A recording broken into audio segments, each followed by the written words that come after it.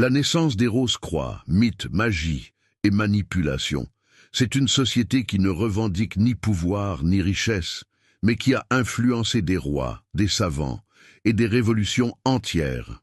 Son nom, la fraternité de la Rose-Croix. Son origine, un brouillard entre l'histoire et la légende. Et si tout ce qu'on savait n'était qu'un masque?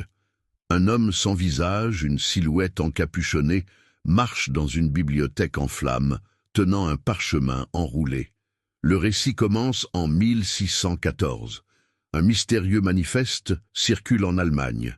Fama Fraternitatis Rosae Crucis. Il parle d'un certain Christian Rosenkreuz, un voyageur solitaire, initié au secret de l'Orient, de l'Égypte. Mais aucun historien ne prouve son existence. Était-il un homme ou une idée?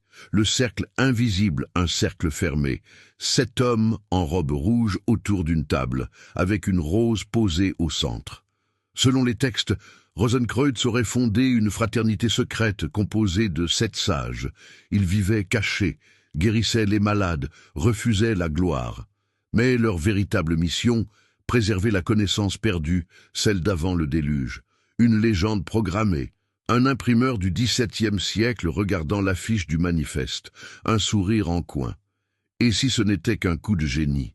Plusieurs chercheurs pensent que le mythe des Rose-Croix a été fabriqué par des intellectuels protestants pour provoquer un choc spirituel dans l'Europe catholique, un virus mental sous forme de rêve mystique, les initiés de l'ombre Isaac Newton lisant un grimoire dans la pénombre, un symbole rosicrucien gravé sur la couverture. Le mythe a fasciné.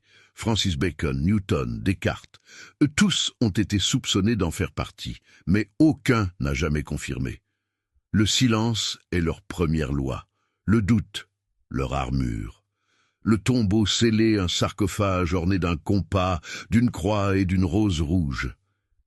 La légende dit que le corps de Rosenkreuz a été retrouvé intact, 120 ans après sa mort, dans un tombeau secret, plein de symboles alchimiques. Un tombeau qu'on n'a jamais retrouvé. Mais certains affirment qu'il n'était jamais mort. Il aurait simplement changé de visage. La rose devient cendre, puis poussière d'or. La Rose-Croix ne veut pas être crue. Elle veut être cherchée.